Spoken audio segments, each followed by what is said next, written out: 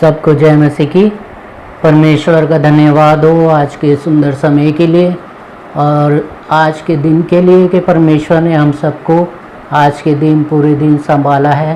परमेश्वर का धन्यवाद देंगे आशीष और बरकतों के लिए और उसके प्रेम, उसकी दया, उसकी करुणा के लिए। आइए हम इससे पहले कि आज के उस आराधना में जाएं, उस स्तुति में जाएं, उस वचन में जाएं, हम प्रार्थना करेंगे, अपने सरों को झुकाएंगे और प्रार्थना करेंगे ताकि परमेश्वर अपनी उपस्थिति अपने वादे के अनुसार हम सबके बीच में बना के रखे। हम अपने सरों को झुकाएं और प्रार्थना मांगें। धन्यवाद के साथ प्रभु जी हम आपके पास आते हैं। खुदावन आप अच्छे हैं, आप भले हैं। आपके प्रेम, आपकी दया, आपकी करुणा के लिए आपका धन्यवाद देते हैं और धन्यवाद देते हैं खुदावन आपके प्रेम के लिए। खुदावन जो खुदावन प्रेम आप हमेशा हम पे बना के रखते हैं। खुदावन यीशु मसीह आपका धन्यवाद देते हैं आपके उस बलिदान के लिए जो खुदावन आपने हमारे लिए उस क्रूस पे दिखाया। खुदावन अपने प्राणों को दिया, अपने खुदावन लहू को बहाया ताकि खुदावन आपके उस लहू के बहाए जाने से हम अपने पापों से छूट जाएं और खुदावन हम आपके बेटा बेटी बन जाएं और अनंत राज्य के वारिस भी बन जाएं। खुदावन धन्यवाद देते हैं हर एक आशीष, हर एक बरकत के लिए प्रार्थना चाहते हैं इस समय उन सारे लोगों के लिए खुदावन जो खुदावन आपके इस प्रार्थना सभा में उपस्थित हैं, जो इस समय हमारी इस प्रार्थना में खुदावन उपस्थित है। खुदावन हर एक को खुदावन आप संभालें और खुदावन प्रार्थना चाहते हैं उनके घरों के लिए, उनके घर में खुदावन हर एक खुदावन उस कमी घटी के लिए जो खुदावन अगर उनके घर में पाई जाती है खुदावन उसको दूर करें। अगर किसी के घर में किसी भी प्रकार का खुदावन दुख तकलीफ है, बीमारी है खुदावन, उस बीमारी से खुदावन उनको चंगाई दें और परेशानियों से खुदावन मुक्ति दें। और खुदावन अगर किसी के घर में किसी भी प्रकार का लड़ाई झगड़ा है खुदावन, आपसी मनमुटाव है खुदावन, प्रॉपर्टी के चक्कर में खुदावन किसी भी घर में खुदावन झगड़ा है खुदावन, आपसे प्रार्थना चाहते हैं हर एक को खुदावन उस परेशानी से, दुख से, तकलीफ से खुदावन दूर करें खुदावन ताकि वो खुदावन आपके ऊपर विश्वास कर सके और खुदावन आपको धन्यवाद दे सके। खुदावन प्रार्थना चाहते हैं उस बहन के लिए जो खुदावन आपसे खुदावन प्रार्थना कराना चाहती है अपने बच्चों के लिए, बहन लता के लिए, उसके बच्चों के लिए खुदावन प्रार्थना चाहते हैं, उसके पति के लिए प्रार्थना चाहते हैं। खुदावन आपसे प्रार्थना चाहते हैं उस छोटे से परिवार से खुदावन आपको महिमा मिल सके, आपको धन्यवाद मिल सके। और खुदावन अगर किसी भी प्रकार की कमी घटी उस परिवार में पाई जाती है खुदावन तो आप खुदावन उस परिवार से वो परेशानी, वो दुख, वो तकलीफ खुदावन आप दूर करें खुदावन। और भी कोई भी समस्या, कोई भी परेशानी उस परिवार में पाई जाती है खुदावन, बीमारी पाई जाती है खुदावन, उस बहन के पति के लिए प्रार्थना चाहते हैं जो खुदावन शुगर की परेशानी से खुदावन बीमारी से ग्रसित है। खुदावन आपके वचन में हम ये पढ़ते हैं कि जो व्यक्ति आपके पास विश्वास के साथ आता है उसको खुदावन आप चंगाई देते हैं। खुदावन आप उस भाई को खुदावन चंगाई दें खुदावन ताकि उसकी बीमारी जाती रहे खुदावन और वो परिवार खुदावन आपको धन्यवाद दे सके। उनके बच्चों के लिए प्रार्थना चाहते हैं उनको खुदावन आप बुद्धि और सामर्थ्य दें कि वो अपने दुनियावी पढ़ाई को अच्छे से करने पाएँ। और खुदावन उनके परिवार में अगर खुदावन बच्चों को किसी भी प्रकार की खुदावन कोई गलत लत पड़ी हुई है खुदावन उसको खुदावन दूर करें ताकि खुदावन बच्चों के जीवन से भी आपको धन्यवाद, आपको महिमा मिलने पाए। खुदावन आपसे प्रार्थना चाहते हैं बाकी और लोगों के लिए भी जो इस समय आपकी इस प्रार्थना में को सुन रहे हैं। खुदावन आप हर एक को खुदावन उनकी परेशानियों से, दुख तकलीफ़ों से दूर करें ताकि वो भी खुदावन आपको धन्यवाद दे सके, आपके नाम की गवाही देने वाले हो सके कि खुदावन आपने उनके परिवार में से, उनके घर में से और खुदावन के रिश्तेदारों में से दुख तकलीफ़ को, परेशानी को दूर किया है। खुदावन हर एक को आशीष और बरकत दें, अपने प्रेम को खुदा उनके घरों में लेके आए कि खुदावन आप खुदावन उनसे भी प्रेम करते हैं। खुदावन आगे के आराधना, प्रार्थना, वचन अपने आप को और उन लोगों को जो इस समय इस प्रार्थना सभा में उपस्थित है उन सबको आपके लहू में कवर करते हैं और ये सब आपके प्रिय पुत्र अपने उद्धारकर्ता यीशु मसीह के नाम से मांग लेते हैं, आमीन।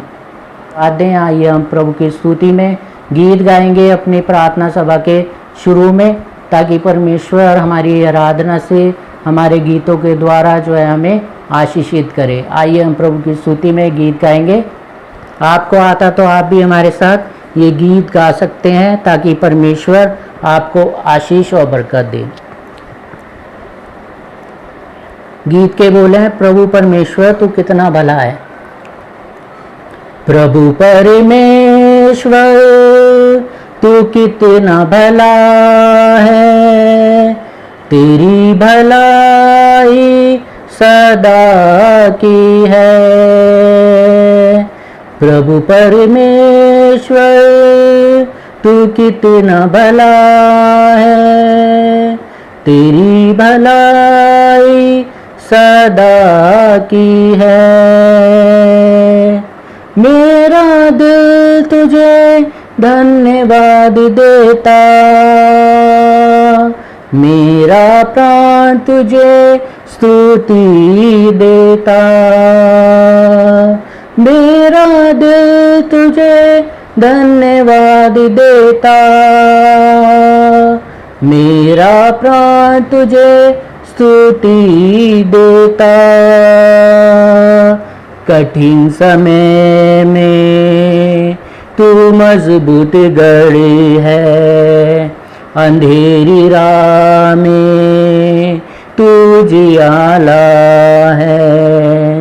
मेरी दुआएं तू सुनता, मेरा प्रभु कभी नहीं सोता। मेरा प्राण तुझे स्तुति देता। प्रभु परमेश्वर तू कितना भला है, तेरी भलाई सदा की है।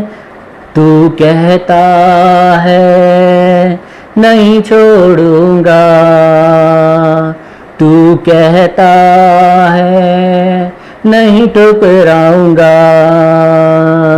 तेरा हाथ मेरी अगुवाई करता, तेरा सामान मुझे बल देता। मेरा प्राण तुझे स्तुति देता। प्रभु परमेश्वर तू कितना भला है, तेरी भलाई सदा की है। तेरी भलाई सदा की है, तेरी भलाई सदा की है। प्रभु का धन्यवाद हो इस सुंदर गीत के लिए। सच में जो है हमें परमेश्वर का धन्यवाद देना चाहिए, क्योंकि कठिन समय में वो मजबूत गढ़ है और जो है हमें वो बचाता है, हमें वो छुड़ाता है, हमारे हाथ को वो थाम लेता है जब हम परेशानी में होते हैं, जब हम दुख में होते हैं, जब हम तकलीफ में होते हैं। परमेश्वर का धन्यवाद हो इस गीत के लिए और परमेश्वर का धन्यवाद हो। मैं परमेश्वर का दास अमित पोटर एक बार फिर आपके सामने परमेश्वर का वचन लेके उपस्थित हुआ हूँ और परमेश्वर का धन्यवाद देंगे कि परमेश्वर जो है हमें आशीष और बरकत देता है, हमें ये समय देता है कि हम उसके वचन को सुने, उसको समझें, उसको जानें। आइए हम परमेश्वर के वचन में से निकालेंगे, पवित्र बाइबल में से। आपके पास भी बाइबल है, आप भी जो है निकाल सकते हैं। परमेश्वर के वचन से हम निकालेंगे। जैसा मैं आपको पहले भी बता चुका हूँ कि हम जो है एक प्रभु यीशु मसीह के बारे में हम सीख रहे हैं, उसके बारे में हम जान रहे हैं। और मैंने आपको जैसे बताया था प्रभु यीशु मसीह के पुनरुत्थान के बारे में, प्रभु यीशु मसीह के जी उठने के बारे में। और जो है प्रभु यीशु मसीह जी उठा है और जी उठने के बाद जो है सबसे पहले वो मरियम मगदलीनी को दिखाई दिया है, उसकी सातन मरियम को दिखाई दिया है। और जो है उनको परमेश्वर ने, प्रभु यीशु मसीह ने एक कार्य सौंपा था कि मेरे जी उठने का सुसमाचार मेरे भाइयों को और मेरे चेलों को जो है जाके बताओ कि मैं जो हूँ जी उठा हूँ और मैं उन्हें गलील में जाके जो है दर्शन दूंगा। और इससे पहले की वीडियो में हमने सीखा था कि 2 चेले थे प्रभु यीशु मसीह के, जो इमाउस के रास्ते में जा रहे थे, और जो है वो प्रभु यीशु मसीह के जी उठने के बारे में नहीं, परंतु वो जो है जो उस समय जो है हुआ था यरूशलेम में, प्रभु यीशु मसीह को जो है सताया गया था, उसको मारा गया था, उसको सलीब पे लटका दिया गया था, उस बारे में जो है वो बातें करते हुए चल रहे थे। और जब वो बातें आपस में प्रभु यीशु मसीह के बारे में करते हुए जा रहे थे इमाउस के रास्ते में, तो प्रभु यीशु मसीह उनके साथ हो लिया था। और जो है पूरे रास्ते जो है प्रभु यीशु मसीह उनसे बातें करता रहा, लेकिन प्रभु यीशु मसीह को वो पहचान नहीं पाए, वो जान नहीं पाए जिससे वो बातें कर रहे हैं वो यीशु नासरी है, वो प्रभु यीशु मसीह है, वो जी उठा है। और यीशु मसीह जो है उनके साथ उनके घर तक जो है चला गया। और जब प्रभु यीशु मसीह घर पे चला गया, उनके साथ बैठा, और फिर उसके बाद जब वो प्रभु यीशु मसीह ने उनको रोटी तोड़ के दी, तो प्रभु यीशु मसीह को वो पहचान गए। लेकिन उससे पहले कि वो पहचान जाते, प्रभु यीशु मसीह उनकी आंखों से ओझल हो गया। और फिर जो है उन्होंने जो है ये जान लिया कि वो जो है प्रभु यीशु मसीह था जिससे वो बातें कर रहे थे। और जो है हम उससे आगे के वचन को हम सीखेंगे कि प्रभु यीशु मसीह जो है जी उठा है। उसके बाद जो है इन इमाउस में जाते हुए 2 लोगों को, 2 चेलों को प्रभु यीशु मसीह दिखा था। और उसके बाद जो है क्या होता है हम निकालेंगे पवित्र वचन में से लूका की इंजील, उसका 24वां अध्याय और उसकी 33 वचन से हम पढ़ेंगे 49 वचन तक। अब जो है प्रभु यीशु मसीह अपने चेलों को, जिनके बारे में प्रभु यीशु मरियम को बोला था, मरियम मगदलीनी को बोला था, और मरियम को बोला था कि मैं उनको गलील में दिखूंगा, मैं उनको दर्शन दूंगा चेलों को और अपने भाइयों को, तो उनको जाके मेरे जी उठने का सुसमाचार प्रचार करो, बताओ कि मैं उनको गलील में दर्शन दूंगा। तो अब जो है प्रभु यीशु मसीह गलील में जा चुके हैं, वहाँ पे जहाँ पे उसके चेले हैं। और जो है प्रभु यीशु मसीह के बारे में हम अब आगे सीखेंगे जब प्रभु यीशु मसीह चेलों को दर्शन देता है। तो हम 33वें वचन में पढ़ेंगे, लिखा है, आप भी निकालें और पढ़ें साथ में। 24वां अध्याय उसका लूका 24 उसकी 33 आयत से हम पढ़ रहे हैं। वे उसी घड़ी उठकर यरूशलेम को लौट गए और उन 11 और उनके साथियों को इकट्ठे पाया। यानी कि वो इमाउस के रास्ते में जो प्रभु यीशु मसीह के 2 चेले थे, वो जो हैं उसी घड़ी उठ गए और उठकर यरूशलेम को लौट गए और उन 11 और उनके साथियों को इकट्ठे पाया। और 34वें वचन में वे कहते थे प्रभु सचमुच जी उठा है। यानी कि वो इमाउस के रास्ते में जब प्रभु यीशु मसीह ने उनको दर्शन दिया था उन लोगों को, लेकिन उनको पता नहीं लगा था कि प्रभु यीशु मसीह जी उठा है। और अब जो हैं वो जब रोटी तोड़ के उनको प्रभु यीशु मसीह ने दी थी, तब वो उसको पहचान चुके थे कि ये जो है जिसके विषय में हम बातें कर रहे थे वो ही प्रभु यीशु मसीह जिंदा हो चुका है। और जो है वो यरूशलेम को पहुँचे हैं और 11 को जो है उन्होंने इकट्ठा पाया है और उनको जो है वो सारी चीज़ें बता रहे हैं। 34वें वचन में वे कहते थे प्रभु सचमुच जी उठा है और शमौन को दिखाई दिया है। तब उन्होंने मार्ग की बातें उन्हें बता दी।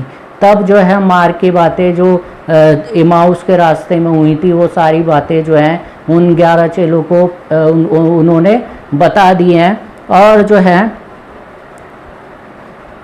और ये भी कि उन्होंने उसे रोटी तोड़ते समय कैसे पहचाना। यानी कि मैं आपको बता रहा हूँ कि प्रभु यीशु मसीह ने जब उनको रोटी तोड़ के दी, तो वो सारी बातें जो है उन्होंने बता दी कि जब प्रभु यीशु मसीह ने, यीशु नासरी ने रोटी तोड़ी, तब हमें जब दी, जब हमने उसको पहचान लिया और वो हमारी आंखों से ओझल हो गया। वो सारी बातें जो हैं उनको बता रहे हैं और ये सारी बातें अभी चल ही रही हैं। और हमने देखा है कि 35वें वचन के नीचे एक हेडिंग लिखी है, यीशु का चेलों को दिखाई देना। अब जो है प्रभु यीशु मसीह अपने चेलों को दिखाई देगा। हम 36वें वचन में पढ़ेंगे, वे ये बातें कह ही रहे थे कि वे आप ही उनके बीच में आ खड़ा हुआ। यानी कि वे अभी जो हैं मार की बातें बता ही रहे थे उन 11 चेलों को भी लेकिन जो है प्रभु यीशु मसीह वहाँ पे आके खड़ा हो गया उनके बीच में और क्या बोला, और उनसे कहा तुम्हें शांति मिले। प्रभु यीशु मसीह ने बोला तुम्हें शांति मिले। और फिर 37वें वचन में हम पढ़ेंगे, परंतु वे घबरा गए और डर गए और समझे कि हम किसी भूत को देख रहे हैं। तो यहाँ पे जो है प्रभु यीशु मसीह ने अपने 11 चेलों को भी दर्शन दिया है, साथ में वो इमाउस के रास्ते में जो 2 चेले थे उनको भी दर्शन दिया है। लेकिन जिसमें लिखा है कि जब प्रभु यीशु मसीह ने दर्शन दिया तो वो घबरा गए और घबराने के बाद उन्होंने ये सोचा कि हम किसी भूत से बातें कर रहे हैं। और 38वें वचन में उसने उनसे कहा क्यों घबराते हो, यानी कि प्रभु यीशु मसीह ने उनसे ये बोला कि तुम क्यों घबराते हो और तुम्हारे मन में क्यों संदेह उठते हैं। यानी कि प्रभु यीशु मसीह उनसे बोल रहे हैं कि तुम क्यों घबराते हो, तुम्हारे मन में क्यों संदेह उठते हैं। 39वें वचन में मेरे हाथ और मेरे पाँव को देखो कि मैं वही हूँ।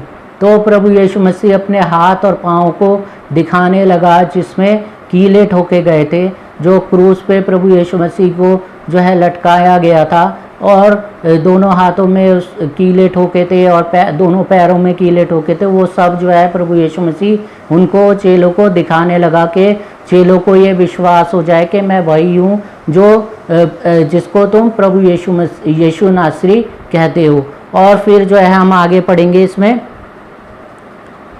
मुझे छू कर देखो। अब प्रभु यीशु मसीह उनको कह रहा है कि तुम मुझे छू के देखो कि मैं वही हूँ, क्योंकि आत्मा के हड्डी मांस नहीं होता जैसे मुझ में देखते हो।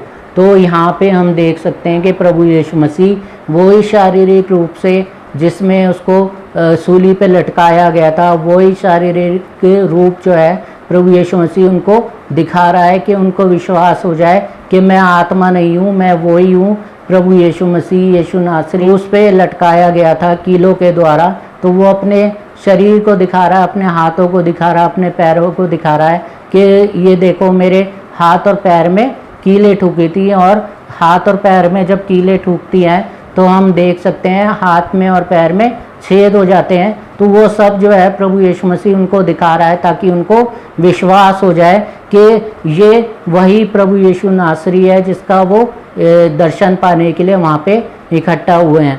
तो प्रभु यीशु मसीह उनको विश्वास दिला रहा है। और 40वें वचन में हम देखेंगे, ये कहकर उसने उन्हें अपने हाथ पांव दिखाए। अब हाथ पांव जो है प्रभु यीशु मसीह दिखा रहा है कि देख के जो है तुम विश्वास कर लो कि जो है मेरा शरीर वही है जो क्रूस पे लटकाया गया था। और फिर जो है 41वें वचन में हम पढ़ रहे हैं, जब आनंद के मारे उनको प्रतीति ना हुई और वे आश्चर्य करते थे तो उसने उनसे पूछा क्या यहाँ तुम्हारे पास कुछ भोजन है। तो अभी भी जो है अगर वो आनंद कर रहे थे चेले के प्रभु यीशु नासरी जो है जीवित हो गया है, लेकिन उनका जो बचा हुआ जो संदेह था, जो वो सोच रहे थे कि ये सचमुच में जी उठा है कि नहीं उठा है, तो प्रभु यीशु मसीह ने उनका संदेह दूर करने के लिए उनसे भोजन के लिए बोला कि क्या तुम्हारे पास यहाँ पे कुछ खाने को है।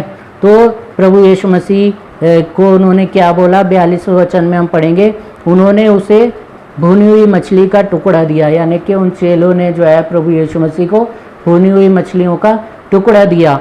और फिर 43वें वचन में उसने लेकर उनके सामने खाया। यानी कि प्रभु यीशु मसीह ने उस भुनी हुई मछलियों में से लेके उनके सामने खाया। और 44वें वचन में फिर उसने उनसे कहा, ये मेरी वे बातें हैं जो मैंने तुम्हारे साथ रहते हुए तुमसे कही थी कि अवश्य है कि जितनी बातें मूसा की व्यवस्था और भविष्यवक्ताओं और भजनों की पुस्तकों में मेरे विषय में लिखी हैं सब पूरी हो। यानी कि अब प्रभु यीशु मसीह सब बता रहे थे कि तुम्हें जो मैंने जब मैं जो है तुम्हारे साथ था, तुम्हारे पास था, तब जो है मैंने तुम्हें ये सारी बातें बताई थी। और जो है प्रभु यीशु मसीह उनको ये बता रहा है कि ये सारी बातें वही हैं जो मूसा की व्यवस्था और भविष्यवक्ताओं और भजनों की पुस्तकों में मेरे विषय में लिखी हैं, सब पूरी हो। यानी कि सब पूरी हो कि प्रभु यीशु मसीह मारा जाएगा, गाड़ा जाएगा और तीसरे दिन जी उठेगा। तो प्रभु यीशु मसीह जो है जी उठा है, वो सारी बातें उनको याद दिला रहा है कि जब मैं तुम्हारे साथ रहता था, जब मैंने ये सारी बातें तुम्हें बताई थी।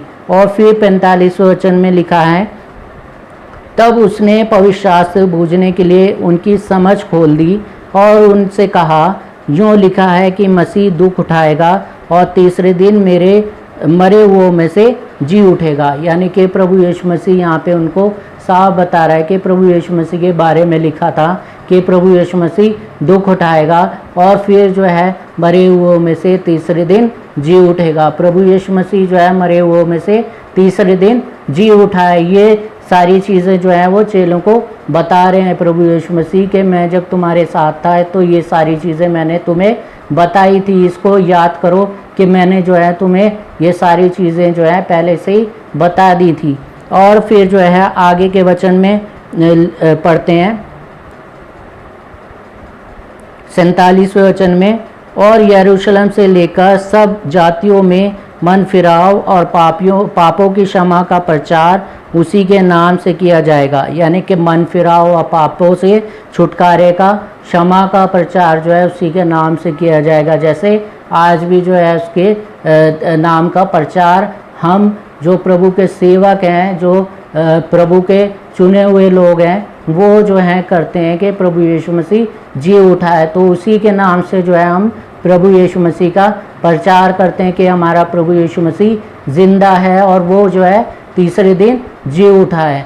और जो है हम आगे के वचन में पढ़ेंगे 48वें वचन में, तुम इन सब बातों के गवाह हो। यानी कि तुम इन सब बातों के गवाह हो और हम भी जो है प्रभु यीशु मसीह के गवाह हैं कि वो जो है जी उठा है, मुर्दों में से जी उठा है, तीसरे दिन जो है वो जी उठा है। और फिर 49वें वचन में, और देखो जिसकी प्रतिज्ञा मेरे पिता ने की है मैं उसको तुम पर उतारूंगा, और जब तक स्वर्ग से सामर्थ न पाओ तब तक तुम इसी नगर में ठहरे रहो।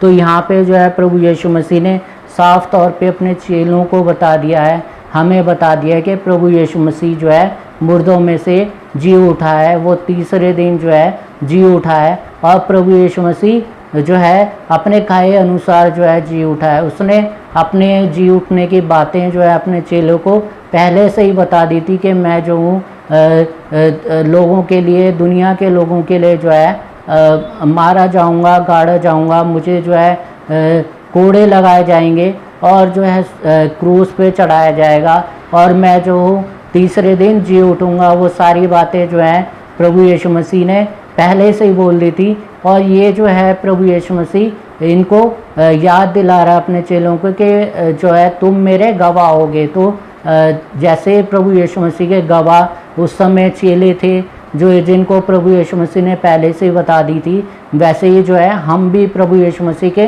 गवाह हैं कि प्रभु यीशु मसीह जी उठा है, मुर्दों में से जी उठा है।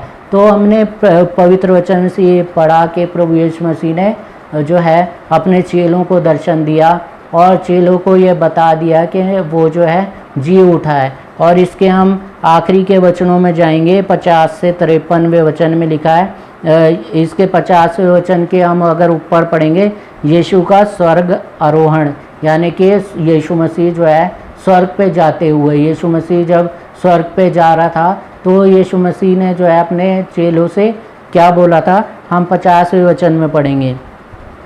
तब वे उन्हें बैतनिया तक बाहर ले गया और अपने हाथ उठाकर उन्हें आशीष दी। यानी कि प्रभु यीशु मसीह जो है उनको बैतनिया में जो है बैतनिया तक बाहर ले गया और प्रभु यीशु मसीह ने अपने चेलों को आशीष दी। और क्या कहा 51वें वचन में, और उन्हें आशीष देते हुए वे उनसे अलग हो गया और स्वर्ग पर उठा लिया गया।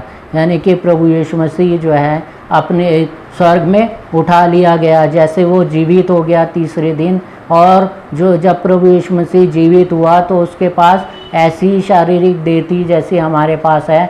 और जो है प्रभु यीशु मसीह ने ये साबित कर दिया अपने चेलों के सामने कि प्रभु यीशु मसीह जो है जीवित हो गया, अपने उसी शारीरिक रूप में जीवित हो गया, क्योंकि उसने प्रभु यीशु मसीह ने अपने ज़ख़म उसको दिखाए, अपने चेलों को दिखाए और जो है अपनी पैरों के ज़ख़म दिखाए, पैरों में जो कीलें ठोकी गई थी वो दिखाए और हाथों में जो कीलें ठोकी गई थी वो दिखाया। और प्रभु यीशु मसीह के पास वही देह थी जो उसके पास पहले थी, वही देह थी और उसी देह के साथ जो है इसमें प्रभु यीशु मसीह के पवित्र वचन में बाइबल में लिखा है कि वो उनके सामने से स्वर्ग पे जो है उठा लिया गया। और 52वें वचन में लिखा है तब वे उसको दंडवत करके बड़े आनंद से यरूशलेम को लौट गए। यानी कि प्रभु यीशु मसीह को जो है दंडवत करके उसके चेले जो है यरूशलेम को वापस लौट गए।